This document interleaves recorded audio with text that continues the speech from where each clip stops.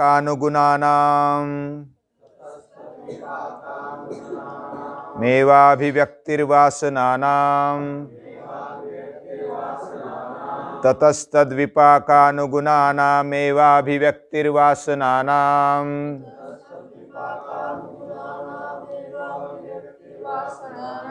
ततस्तद्विपाकानुगुणानामेवाभिव्यक्तिर्वासनानाम्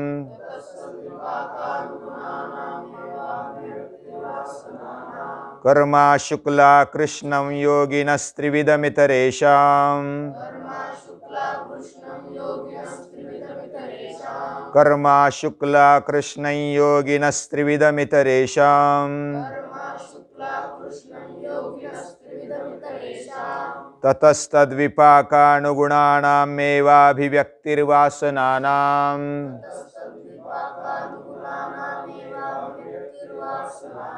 ततस्तद्विपाकानुगुणानामेवाभिव्यक्तिर्वासनानाम्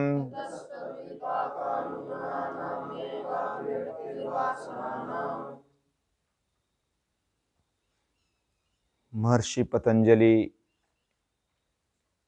हमारे शरीर के साथ साथ इंद्रियों के साथ साथ अंतःकरण की, पूरे अंतःकरण चतुष्टय की स्थिति वर्णन करते हैं और वह अलग अलग तरीके से उसके गुण अवगुण वृत्तियां वो सामने लाते हैं।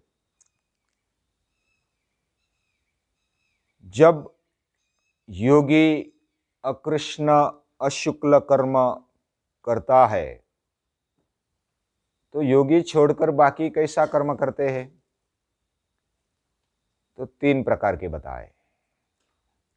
अलग भाषा में कहा जाए तो पाप कर्म, पुण्य कर्म, पाप पुण्य मिश्रित कर्म, ये 3 कर्म योगी छोड़कर बाकी लोग करते हैं। लेकिन वो क्यों करते हैं और किस हेतु से, उसके पीछे क्या रहता है, कौन सा बैकग्राउंड रहता है? इस सूत्र का शब्दशः अर्थ पहले देखेंगे। तत यानी इस प्रकार हमारा कर्म होने पर, यानी कि उसके बाद में, या तो इसलिए तद्विपाकानुगुणानाम, तद यानी जो भी 3 प्रकार के कर्म हमने किए, जो सामान्य आदमी ने किए, उसके फल के अनुगुण, अनुगुण यानी उससे प्रेरित होकर या तो उससे पीछे आने वाले जो भी, उसके अनुसार आने वाली जो भी अभिव्यक्ति है, वह अभिव्यक्ति वासनाओं की होती है। अभिव्यक्तिर्वासनानाम, वासनानाम षष्ठी बहुवचन, यानी वासनाओं की अभिव्यक्ति हमारे अंदर होती है। किससे? हाँ, विपाकानुगुणानाम, विपाक यानी कर्म का फल, और कर्म के फल के अनुसार हमारे अंदर वासनाओं की अभिव्यक्ति होती है। अभिव्यक्ति होने का मतलब प्रकट होना। जैसे मेरे मन में किसी के प्रति क्रोध आ गया तो क्रोध को मैं प्रकट कर देता हूं, क्योंकि वही इच्छा वासना मेरे मन में, मेरे बुद्धि में उमड़ी। और ये किसके कारण उमड़ी? कर्म फल के कारण। विपाक यानी कर्म फल। दूसरे पाद में 1-2 सूत्र हमने देखे थे। कर्माशय मूल है, दृष्टा दृष्ट जन्म वेदनिया, यानी कर्माशयो वेदनीय और सतिमूले तद विपाको जात्यायुर्भोगा, यानी जो दृष्ट और अदृष्ट ऐसे जो आशय, यानी कि जो भी संस्कार है, जो भी संवेदना है वो उमड़ती है कर्माशय से, और कर्माशय से कर्म होता है, कर्म से कर्म फल मिलता है, कर्म फल से फिर कर्माशय बनता है। कर्म संस्कार, कर्माशय यानी कर्म संस्कार। ये हमने पहले सूत्र में देखा। कर्माशय यानी कि कर्म फल के संस्कार, कर्म के संस्कार हमारे मन पर होते हैं, और उन संस्कारों को हम जन्म जन्मांतर तक ढोते हैं। अभी ये जो जन्म चल रहा है, इसके साथ साथ हम बहुत सारे कर्माशय पहाड़ के पहाड़ ढोकर आगे चलते हैं। लेकिन अभी जो व्यक्त होते हैं वह कुछ होते हैं, सभी नहीं होते। जिसका नंबर आ गया वही कर्म के फल हमारे सामने वासना के रूप में आ जाते हैं, और वासना से फिर कर्म बनता है, कर्म से फिर कर्म फल, और कर्म फल से फिर संस्कार होते हैं। ये ऐसा चक्र चल रहा होता है। अभी इसको और विस्तार से समझ लेते हैं, क्योंकि ये हमारे विकास से निगडित है। हमारे जीवन विकास में यह बहुत ही महत्वपूर्ण है। हमारे मन को आत्म परीक्षण से देखना, हमारे अंतःकरण को देखना और उसको शुद्ध बनाना। इसमें जो भोग हमें मिलते हैं वह विपाक के अनुगुण ऐसे मिलते हैं। विपाक से जो संलग्न होते हैं, उससे प्रेरित होकर जो मिलते हैं, या तो उसके सानिध्य से जो मिलते हैं, उसके अनुसार हमारी वासना प्रकट होती है, और वासना से फिर कर्म होते हैं, और फिर हमारी अभिव्यक्ति हो जाती है। कर्म का अर्थ भी हमने पिछले यानी कल देखा, पिछले सूत्र में, कि कर्म यानी जो भी जीव अपने अंदर रही हुई भावनाओं का व्यक्तिकरण करता है तो उसको कर्म बोलते हैं। भूत भाव उद्भव करह विसर्ग कर्म। यानी अलग अलग जो जीव है, प्राणी मात्र है, उसमें जो भाव रहते हैं, भाव यानी अलग अलग भाव है, भय है, राग है, द्वेष है, अलग अलग भाव है, दया है, करुणा है, बहुत सारे हैं। जो भी भाव उसके अंदर है उसका अभिव्यक्तिकरण, उद्भव कर, और उसका विसर्ग यानी बाहर निकलना, व्यक्त होना, दूसरे से आगे स्पष्ट होना, व्यक्त होना, और उसका परिणाम भी होता है। उस परिणाम को, उस परिवर्तन को कर्म कहते हैं। इसके आगे भी और हम थोड़ा समझ लेंगे तो पता चलेगा। इस दुनिया में, पूरी दुनिया में 4 प्रकार से हम इस सृष्टि में बने हैं। हम यानी पूरी सृष्टि, पूरी जीव सृष्टि जो बनी है वह 4 प्रकार से जन्म लेती है। इन जीव मात्रों में 4 प्रकार कौन से है? जरायुज, यानी जैसे हम मां के गर्भ में बड़े होते हैं, पूरे अवयव तैयार होते हैं, उसके बाद हमारा जन्म होता है योनि के द्वारा, वो जरायुज बोलते हैं। जरायुज ये जैसे पानी में मछलियां है और दूसरे बाकी जो भी प्राणी है, यानी कि जो पूरा शरीर, मछलियां कैसे बनती है, कैसे अंडा देती है, अंडे देती है। लेकिन जो भी गाय है या तो प्राणी यानी कि हम है, हम जरायुज है। हमारा पूरा शरीर पहले बन जाता है और हम वैसे के वैसे बाहर आ जाते हैं। तो ये पूरे अवयव बनकर बाहर आ जाते हैं। और दूसरे अंडज है, यानी कि जो मछलियां मैंने बोला वो अंडज है। दूसरा प्रकार है अंडज, यानी अंड के रूप में वह जन्म लेते हैं पहले, बाद में फिर अंडे से शरीर बनकर बाहर आ जाते हैं। तो उसमें मछली है, उसमें फिर सांप है, नाग है, अलग अलग प्रकार के, फिर पंछी है, वो भी अंडे देते हैं। यह अंडज है। तीसरा प्रकार है स्वेदज। स्वेदज यानी घा कचरे से या तो मैले से निर्माण होते हैं, या तो स्वेद यानी पसीना, पसीने से निर्माण होने वाले जैसे जीव है, अलग अलग छोटे छोटे ऐसे बहुत ही सूक्ष्म जीव होते हैं, और वो स्वेद से यानी कि पसीने से, कचरे से जन्म लेते हैं। वह तीसरा प्रकार।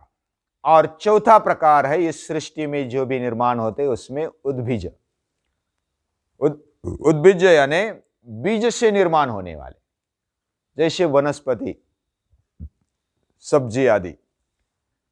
वह बीज हम डालते हैं या तो पड़ जाते हैं जमीन में और वह उग जाते हैं वनस्पति के रूप में, वह लतावेली के रूप में प्रकट हो जाते हैं। तो इस प्रकार यह सृष्टि चार तरीके से बनी है। इसमें विपाकानुगुण हम देख रहे हैं। विपाक का अनुगुण, अनुगुण यानी उससे संलग्न ऐसा जो भी एक प्रेरणा होती है, और उस प्रेरणा से वह आगे चलते हैं। जैसे गाय का बछड़ा हमने देखा, वह जन्म लेने के बाद तुरंत दूध पीने के लिए तैयार हो जाता है। वैसा मां का बच्चा भी यानी हम भी जन्म लेने के बाद दूध पीना ये सहज उसका स्वभाव है, यानी जन्म जन्मांतर से उससे आदत से वो दूध पी लेता है।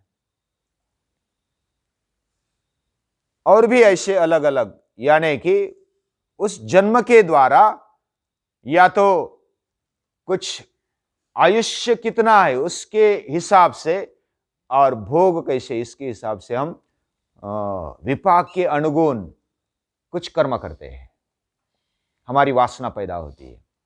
और ये वासना जन्म जन्मांतर से आई है। वैसे हमारे संस्कार भी, वासनाओं भी जन्म जन्मांतर से हमारे साथ है, लेकिन सभी प्रकट नहीं होती।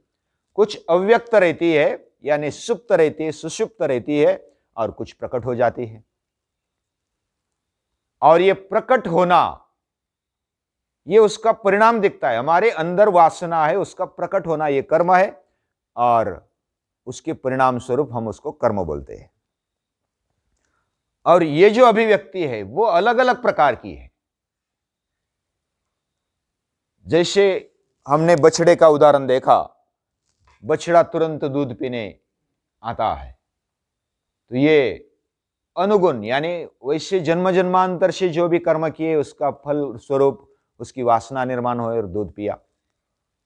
लेकिन कोई ऐसा उसको बोलते हैं कि नहीं नहीं, ये तो सहज प्रेरणा नहीं है, ये उसकी पहले ज्ञान हुआ, मुझे दूध पीना है, भूख लगी, फिर उसके बाद इच्छा हुई, उसके बाद कृति हुई, उसके बाद वो पेट भरने पर वो स्तनपान छोड़ देता है और अलग हो जाता है। ऐसी क्रिया होती है। यानी ये भी अगर विज्ञान या तो अभ्यास के अनुसार पता चले, फिर भी वो जो जन्म जन्मांतर तक वो इतना, जैसा कोई प्लेयर होता है, साइकिल चलाता है, साइकिल चलाता है तो हाथ छोड़कर भी चलाता है, गप्पे मारकर भी चलाता है, यानी उसकी प्रैक्टिस है इसलिए वो ऐसा चलाता है। पहले चलाएंगे, पहले प्रैक्टिस नहीं होती तो नहीं चला सकते।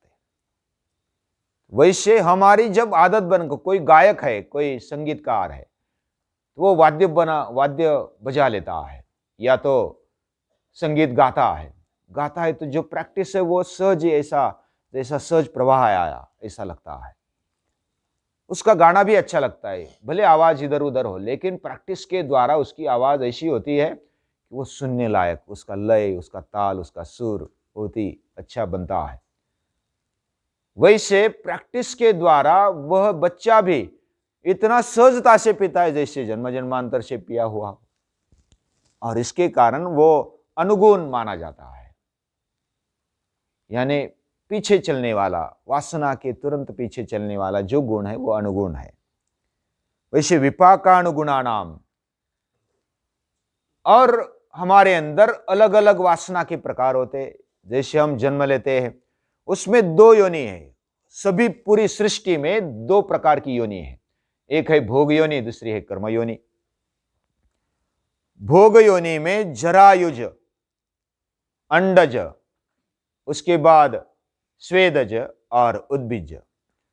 ऐसे 4 प्रकार से जो भी जरायुज और सभी 4 प्रकार के वह भोग योनि में आते। केवल मनुष्य प्राणी ऐसा है, वो कर्म योनि में आता है। भोग योनि यानी जैसे भी आए, यानी पशु पंछियों को उनको मर्यादा में भोग है, यानी जैसे निसर्ग नियम के अनुसार वो भोग भोगते हैं, उसमें बदलाव नहीं होता। वो भोग उनके उस नियम के अनुसार है, उसके आगे वो नहीं चलते। वो भोग योनि है, यानी भोग उनके जीवन में सहज है। वो उनको ज्यादा उसकी प्रेरणा, यानी दूसरे से ऐसा देखकर उसको लगा कि ऐसा मैं बनूं, ऐसा नहीं। उसको जो भी परंपरागत या तो निसर्गत आशी जो भी भोग है वो भोग लेते हैं। और जो आदमी है, मनुष्य है, स्त्री पुरुष दोनों आ गए, उसमें क्या होता है? उसमें भी 4 प्रकार समझने चाहिए, तामस, राजस और सात्विक और शुद्ध सात्विक। 4 प्रकार गीता भी बताती है। और उसमें जो भोग है वह तामस योनि वाले भोग योनि समझनी चाहिए, यानी पशु तुल्य वो जीवन जीते। मनुष्य होकर के भी पशु तुल्य जीवन जीने वाले वो तामस योनि के होते हैं, वो भोग योनि के होते हैं। उनको समझ में नहीं आता, खाओ पियो मजा करो, बाकी क्या रखा है जिंदगी में, दूसरा विचार वो नहीं करते। मेरे कर्म से मैं कुछ बन सकता हूं, कर सकता हूं। यह राजस, सात्विक और शुद्ध सात्विक जो लोग होते हैं वो इस प्रकार कर्म योनि उसको बोलना चाहिए। यानी कर्म के द्वारा हमारे अंदर जो भाव निर्माण होते हैं वो अलग ज्ञान हम पाते हुए, अलग उच्च इच्छा निर्माण करते हुए और उच्च कृति करते हुए उसका परिणाम भी अच्छा मिलता है और वो विकास की ओर चले जाते हैं। अब ये 4 प्रकार जो मनुष्य मात्र में बताए, उसमें जो भोग योनि है वो तामस लोग है, या तो पशु तुल्य जीने वाले, खाओ पियो मजा करने वाले लोग हैं। इनमें जो वासना होती है वो वैशी की वैशी, जैसी पशु की वासना होती है वैशी वासना होती है, और उसके द्वारा ही वो प्रेरित होकर, अनुगुण होकर कर्म करते हैं उन वासनाओं से। और ये इतनी गहरी होती है ये वासनाएं, इसलिए वो जन्म जन्मांतर चलती है, उसको कोई रोक नहीं है। वो आगे उसका वर्णन आएगा। और जो राजस, सात्विक और शुद्ध सात्विक लोग हैं वो कैसे जीते हैं? राजस लोग हैं वो भोग भोगने के लिए या तो कुछ सुख पाने के लिए वो तत्पर हो जाते हैं। बाकी जो भोग ये नहीं, उनमें उनके जीवन में जो खाओ पियो मजा करो या तो अलग अलग जो प्रकार के मर्यादा में भोग होते वो भोगते हैं। और उसके अलावा जो राजस है वो भोग भोगते समय उनको सुख होता है, दुख होता है। जो भोग योनि में भी सुख होता है, लेकिन राजस जो भी लोग हैं वो कुछ ना कुछ विचार करने लगते हैं। उनके जीवन में दुख ज्यादा अगर आ गया तो वो विचार करने के लिए प्रेरित हो जाते हैं। ये बार बार मैंने किया, इसका परिणाम दुख ही आया, और विचार करने की प्रक्रिया शुरू हो जाती है। जैसे परिणाम ताप संस्कार दुख ही गुणवृत्ति विरोधाच दुखमेव सर्वम विवेकिनः, ये सूत्र हमने देखा था। और जब विचार आता है कि ये दुख मुझे बार बार क्यों हो रहा है, इसका कारण मूल रूप ढूंढना चाहिए, उसका मूल कारण ढूंढना चाहिए, ऐसा विचार राजस जो लोग हैं उनसे स्टार्ट होता है। फिर जो सात्विक है वो विवेक की तरफ चले जाते हैं कि अरे इसमें ये गलत है, ये अच्छा है, ये करना चाहिए, वो करना चाहिए, ऐसा वो विचार करते हैं और अच्छा कर्म करते हैं। शुद्ध कर्म करने के लिए वो प्रेरित हो जाते हैं और ऐसा कर्म करते करते वो आगे बढ़ते हैं। जैसे तामस योनि है वह भूत प्रेत उनका पूजन करती है, जो राजस है वह यक्ष राक्षसों का पूजन करती है, और जो सात्विक योनि है, सात्विक लोग है, वह देवताओं का पूजन करते हैं। यजन्ते सात्विका देवान यक्ष रक्षांसि राजसाः प्रेतान भूत गणांश्चान्ये यजन्ते तामसा जनाः। भूत प्रेत यानी जो मरा हुआ है, जो हो गया है, जिसमें कुछ जान नहीं है, ऐसे का चिंतन करने वाले, यानी जो जड़ है, जिसमें कुछ चैतन्य नहीं है, ऐसे चीजों का, ऐसे पदार्थों का, ऐसे व्यक्तियों का, ऐसे विचारों का चिंतन करने वाले जो भी लोग हैं वो तामसी। ये अर्थ थोड़ा ढूंढने पर पता चला। तो भूत प्रेत यानी कोई कोई भूत प्रेत यानी ये भूत यानी कैसा है, जैसे भूत से सभी डरते हैं, प्रेत से, प्रेत तो मरा हुआ है ना, जो जिसमें से जान निकल गई। भूत यानी जो हो गया, भू भव यानी होना, और भूत यानी जो हो गया, जो हो गया। और जो प्रेत जिसमें चैतन्य नहीं रहा, उसको ही बार बार सोचने वाले, भूतकाल में ज्यादा रहने वाले, ये तामसी लोग हैं। जो वर्तमान में जीते हैं लेकिन भोग भी भोगते, वो राजसी लोग हैं। वो यक्ष रक्षांसि राजसा, और वो अहंकार से मैं किया, मैंने किया, मैंने भोग पाया, और वो अहंकारी बन जाते, उन्मत्त बन जाते हैं। फिर जो सात्विक लोग हैं वो देव देवताओं की पूजा करते हैं, और वह पूजा करते हुए वो अच्छा स्थान पा लेते हैं, पुण्य पा लेते हैं। लेकिन उससे भी अधिक जो सत्व गुण से युक्त और शुद्ध सत्व गुण जिनके जीवन में आया है, वो कैसा जीते हैं? उनकी वासना सत्व, उनके अंतःकरण में शुद्धता होने के कारण वह निष्काम कर्म करते हैं और वह योगी के लेवल पर आ जाते हैं। तो इस तरह अलग अलग प्रकार की वासना की अभिव्यक्ति विपाक के अनुगुण के अनुसार होती है। विपाकानुगुणानाम अभिव्यक्तिर्वासनानाम। हम कौन से कैटेगरी में, कौन से स्थान पर है, यह अभ्यास करना चाहिए। यह कैसे होगा? यह आत्म परीक्षण से होगा। और ये जो वासना इतनी पावरफुल होती है कि वो जन्म जन्मांतर से, सैकड़ों, हजारों, लाखों जन्मों से हमारे साथ वो आती है और वो आगे बढ़ती है और भी आगे तक चलेगी। लेकिन वो चिपकती है केवल ये तीन लोगों के साथ, सात्विक, राजस और तामस। और जो शुद्ध सात्विक है उनके जीवन में इसको वो चिपकाने नहीं देते। वह शुद्ध रूप में वह कर्म करते हैं, वह बिना कुछ अपेक्षा से कर्म करते हैं। तो ये जो हमारे अंदर संस्कार होते हैं, वासना के अनुसार, कर्माशय के अनुसार जो भी संस्कार है, वह संस्कार ही अलग अलग वासना निर्माण करते हैं। और जिस प्रकार जो भी, अभी समझो कि कोई मेरे सामने किसी ने समझो कि क्रोध किया तो मुझे भी क्रोध आता है। ये सामने कर्म देखा, उसके जैसे अनुगुण से वासना निर्माण हो गई, फिर क्रोध निर्माण हो गया और मैं अभिव्यक्त हो गया। तो ये अनुगुण से हुआ। जैसे हमें जन्म मिला, जाति, आयु और भोग हमें मिले, वह उसके द्वारा मिले। हमारे जो भी विपाक है यानी कर्म फल है, कर्म फल के अनुसार वो मिलते हैं। हमें जन्म से लेकर के आयु मिला, आयुष्य मिला और भोग मिले। और भोग का और एक व्याख्या हमने देखी थी, सत्व पुरुषयो अत्यंता संकीर्णयो क्रिया विशेषो भोगः। जो सत्व पुरुष, सत्व यानी अंतःकरण, यानी कि वो जड़ तत्व, और पुरुष यानी चैतन्य तत्व, इनका अत्यंत जो संकीर्णता है, अत्यंत जो संयोग जो बना है, और उससे जो अपने आप को अलग नहीं कर पाते, उनका जो क्रिया विशेष जो भी कर्म होता है वो भोग होता है।